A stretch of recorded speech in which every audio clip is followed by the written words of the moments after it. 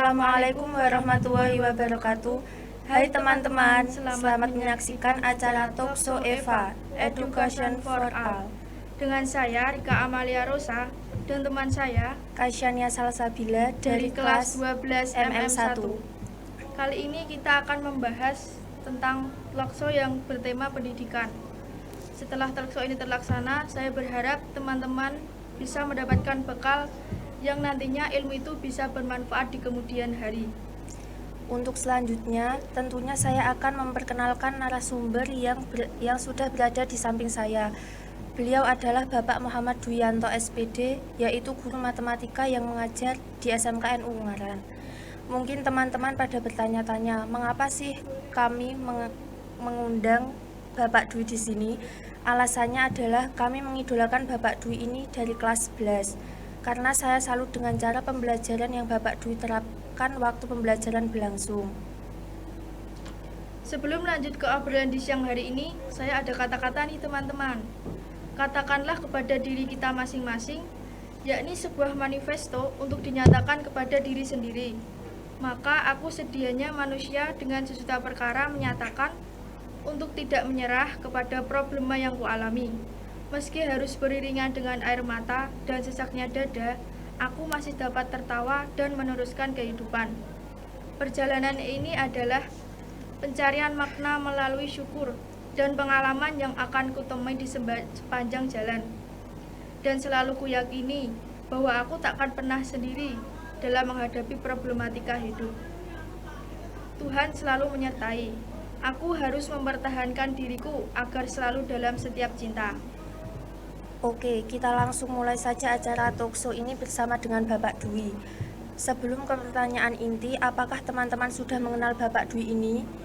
Mungkin Bapak bisa memperkenalkan diri terlebih dahulu dan menjadi wali kelas berapa sih sebenarnya Bapak ini? Perkenalkan, saya Muhammad Duyanto. Di sini saya dipanggil sebagai Pak Dwi. Saya di sini mengajar matematika. Sebelumnya saya mengajar di kelas 11, tapi sekarang saya mengajar di kelas 10. Saya sekarang menjadi wali kelas 12 MM2. Baik, Pak. Oke, tanpa berlama-lama lagi, kita masuk ke pertanyaan inti ya, teman-teman. Bagaimana pandangan Bapak tentang pendidikan? Apakah menurut Bapak pendidikan di Indonesia ini sudah maju? Pendidikan di setiap negara pasti punya sistem pendidikan sendiri-sendiri ya. Termasuk di Indonesia juga ada sistem pendidikannya masing-masing. Dibandingkan dengan negara-negara berkembang lainnya juga di Indonesia ini tidak kalah maju dengan negara-negara berkembang lainnya. Di setiap sistem pasti ada kelebihan dan kekurangannya. Di Indonesia ini meskipun masih ada kekurangan, bukan berarti sistem pendidikan di Indonesia ini tertinggal dengan negara lain. Salah satu kelebihan dari sistem pendidikan di Indonesia ini, di Indonesia sudah diterapkan bahwa pendidikan itu minimal 12 tahun pendidikan ya, mulai dari SD, SMP sampai SMA. Kemudian juga sudah diberikan pendidikan gratis di Indonesia ini. Itu salah satu kelebihan dari pendidikan di Indonesia. Jadi pendidikan di Indonesia ini sudah diperhatikan oleh pemerintah. Kemudian melalui pendidikan, setiap negara pendidikan itu merupakan kunci dalam mencapai kesejahteraan sosial. Ketika rakyatnya mengenyam pendidikan semua, artinya rakyatnya itu memiliki kemampuan yang bisa bersaing dengan rakyat dari negara lain, seperti itu. Jadi pendidikan merupakan salah satu kunci untuk mencapai kesejahteraan. Lanjut ya Pak. Bapak ini kan sebagai seorang guru tentunya di awal sudah mempunyai sebuah motivasi. Apa sih motivasi yang mendasari Bapak memilih menjadi seorang guru? Motivasi saya untuk menjadi seorang guru ini sedikit cerita ya dari saya. Sebelumnya saya itu ketika SD, SMP itu ketika ditanya sama guru, cita-citamu apa nanti ketika besar? Saya pasti menjawab, saya ingin menjadi guru matematika. Karena sejak SD sama SMP itu saya suka pelajaran matematika. Tetapi ketika SMA, ketika ditanya, kamu mau jadi apa? Di situ saya menekankan, saya tidak mau jadi guru ketika nanti dewasa nanti saya tidak mau menjadi guru. Kenapa kok ketika SMA cita-cita saya berubah seperti itu. Ketika SMP, ketika SD saya suka matematika, nilai saya bagus. Ketika SMA ada satu alasan yang membuat saya tidak mau menjadi guru matematika ketika saya berhadapan dengan teman-teman saya. Oh, nanti saya waktu menjadi guru nanti saya akan mengajar anak-anak yang kurang lebih seperti ini. Ketika itu saya nggak mau jadi guru. Ketika jadi guru nanti saya harus banyak berinteraksi dengan siswa, di mana karakternya berbeda-beda. Tapi ketika lulus, saya mendaftar kemana-mana, belum rezeki jadi belum diterima. Pilihan terakhir saya menjadi guru matematika. Itu kan karena dari SD sudah ingin jadi guru matematika, nah itu menjadi pilihan terakhir. Kok daftar di universitas lain tidak diterima, akhirnya saya mencoba untuk menjadi guru matematika, mengambil pendidikan matematika di UNES. Nah, alhamdulillah ketika itu pilihan terakhir saya diterima di sana. Kemudian orang tua saya itu sangat ingin saya menjadi guru. Jadi ketika kita mempunyai cita-cita, jangan lupa untuk meminta ridho kepada orang tua, karena ridho orang tua itu kan merupakan ridho Allah juga. Iya. Oke, pertanyaan ini adalah pertanyaan yang saya kira mewakili dari teman-teman semuanya. Di saat ini kebanyakan murid menganggap mata pelajaran matematika adalah pelajaran yang sulit.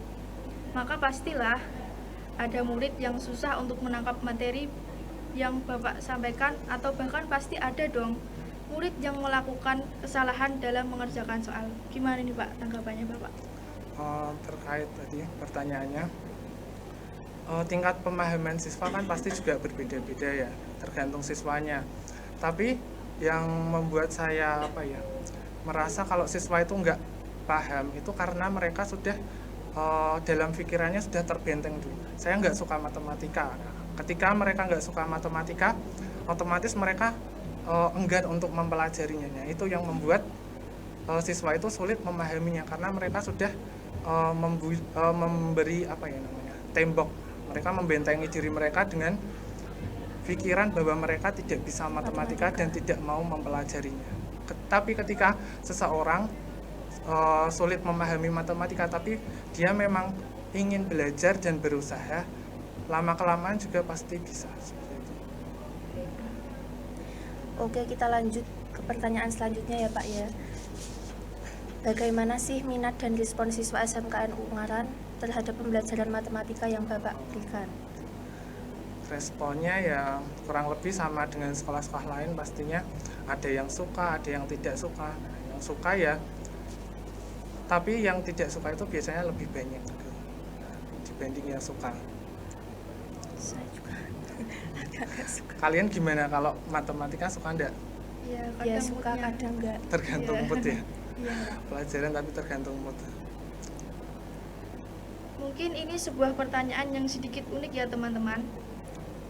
Saya selalu tertekan dan takut untuk duduk di kursi yang paling depan untuk waktu pembelajaran matematika berlangsung.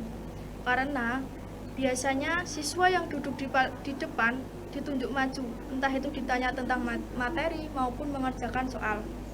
Nah, sedangkan saya tipe orang yang kalau duduk di belakang tidak bisa menangkap materi dengan baik. Bagaimana sih solusinya menurut Bapak? Terkait duduk ya, Mas. Kebanyakan pada milih duduk di belakang. Ada istilah tempat duduk itu menentukan prestasi, posisi menentukan prestasi. Nah, sebenarnya enggak juga.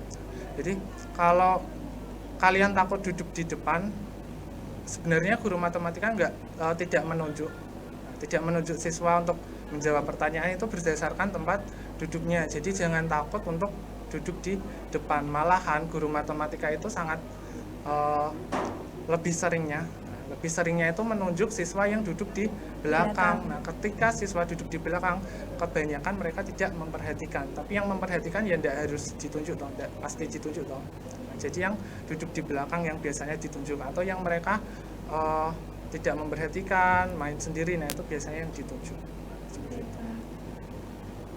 Oke, sebelum lanjut ke pertanyaan selanjutnya, kita break dulu sebentar ya teman-teman, dengan menyaksikan iklan berikut. Let's make this fleeting moment last forever. So tell me what you're waiting for. I'm gonna keep it frozen here forever. With no regretting anymore. Slip away, you're so far away. I'm making the night mine until the day I die. No light to play, I'm not having my play. You know what it feels like when you're dancing right. Just the beat inside my soul. Take me home where my dreams are made of gold. Hear the sound where the beat is uncontrolled. I know what it feels like. Come on, make me feel alive. Oke, kita lanjut lagi ya teman-teman. Gini nih Pak, saya seringkali kehabisan waktu dalam menyelesaikan soal. Seandainya waktu itu lebih, maka saya dapat menyelesaikannya dengan baik. Gimana Pak solusinya? Terkait waktu dalam mengerjakan soal, eh, ketika belajar matematika itu jadi tidak hanya belajar dalam menyelesaikan masalahnya saja, tetapi melalui prosesnya juga kita belajar dalam memanajemen waktu. Misalkan ketika ulangan itu kan soalnya pasti banyak ya, tidak cuma satu tok. Ada yang susah, ada yang gampang. Ada yang susah, ada yang sulit sama aja. Ada yang susah, ada yang gampang ya. Nah, ketika kalian mengerjakan soalnya, pilihlah soal yang mudah dulu. Jadi kalian akan maksimal pada saat mengerjakan soal yang mudah itu. Jadi kalian lebih cepat dalam mengerjakannya. Sisa-sisa waktunya itu kalian kerjakan untuk menyelesaikan soal-soal yang susah. Seperti itu. Gini Pak, di pelajaran-pelajaran lain nilai saya mesti di atas KKM dan cukup bagus. Namun di mata pelajaran matematika ini saya mengalami kesulitan untuk mencapai KKM. Bagaimana cara mengatasi hal tersebut Pak? Dalam mengatasi nilai yang kurang atau nilai KKM, guru matematika itu mengambil nilainya bukan hanya dari nilai ujian saja. Jadi nilai-nilai ketika ulangan harian ataupun nilai tugas harian ataupun nilai ketika kalian maju ke depan, maju mengerjakan soal di depan. Itu jadi manfaatkan kesempatan-kesempatan yang diberikan sama guru matematika. Kalian mengerjakan tugas setiap hari. Nah, tugasnya kalian kerjakan dengan tertib, kemudian tepat waktu. Kemudian ketika guru memberi kesempatan kalian dalam mengerjakan tugas di depan, kalian ambil kesempatan itu untuk meningkatkan nilai kalian. Jadi tidak hanya fokus pada nilai ujian saja, tetapi juga pada nilai tugas, kemudian nilai harian yang lainnya. Seperti itu. Baik, Pak. Apakah belajar matematika cukup dengan dibaca materinya saja Pak? Tentu saja dalam belajar matematika tidak hanya dibaca saja ya. Di matematika kan ada banyak rumus. Ketika kalian hafal rumusnya, kalian sudah hafal rumusnya, belum tentu kalian bisa mengerjakannya. Jadi kalian harus perbanyak latihan soal. Ketika kalian banyak latihan soal, nah otomatis logika kalian akan bermain. Logika kalian dalam menyelesaikan masalah juga akan lebih baik lagi. Saya sering kehilangan konsentrasi saat pembelajaran matematika. Bagaimana cara mengatasi masalah tersebut? Mungkin bisa dijelaskan sedikit aja Pak. Ketika konsentrasi kalian hilang, pasti banyak faktor yang menyebabkan konsentrasi tadi hilang. Kira-kira apa sih penyebab kalian dalam hilang konsentrasinya itu? Mungkin ada teman sebangkunya Pak. Ya, mungkin teman sebangku kalian mungkin ngajak ngobrol kalian. Iya. Jadi ketika belajar matematika, pilihlah teman dalam duduk, teman sebangku ya. Pilihlah teman sebangku kalian. Pilih teman yang sekiranya nanti bisa mendukung kalian dalam belajar. Karena ketika kita belajar itu, faktor kita bisa memahami itu kan bukan hanya dari diri kita, tetapi juga lingkungan kita dalam belajar. Jadi pilihlah teman yang bisa mendukung kalian. Dan ini adalah pertanyaan terakhir di acara Talkshow di siang hari ini. Apa sajakah kendala yang Bapak alami ketika mengajar matematika di kelas, Pak? Kendalanya kurang lebih ada beberapa. Salah satunya mungkin ketika siswa tidak memperhatikan, karena mereka tidak suka matematika, mereka tidak mau memperhatikan seperti itu. Kemudian karakter siswa itu kan beda-beda ya. Ada yang ketika ditegur ya mereka langsung memperbaiki sikapnya. Ada yang ketika ditegur mereka ada yang ngelawan. Ketika ditegur mereka tidak terima malahan. Ketika mereka marah, mereka malah tidak ikut pelajaran, malah ada yang cabut. Seperti itu. Itu salah satu kendala yang saat ini sering saya hadapi. Baik, Pak. Oke, baik teman-teman. Gimana, seru kan acara talkshow di siang hari ini? Lain waktu semoga kita bisa bertemu kembali ya teman-teman. Tidak lupa saya mengucapkan terima kasih banyak kepada Bapak Dwi yang telah meluangkan waktunya di siang hari ini. Semoga apa yang dicita-citakan oleh Bapak bisa terkabulkan. Salam sehat untuk Bapak. Semoga Bapak diberikan kesehatan dan kesuksesan di masa depan yang akan datang. Tidak lupa juga saya berterima kasih kepada teman-teman yang sudah menyaksikan acara talkshow ini. Jika ada salah ucap, perbuatan, dan tingkah laku yang tidak mengenakan di hati teman-teman semua, saya mohon maaf sebesar-besarnya. Kata terakhir yang harus kalian simak ya, hiduplah seperti matematika yang tidak disukai banyak orang tapi dicintai dengan orang yang tepat. Wallahul muwaffiq ila aqwamit thoriq. Wassalamualaikum warahmatullahi wabarakatuh.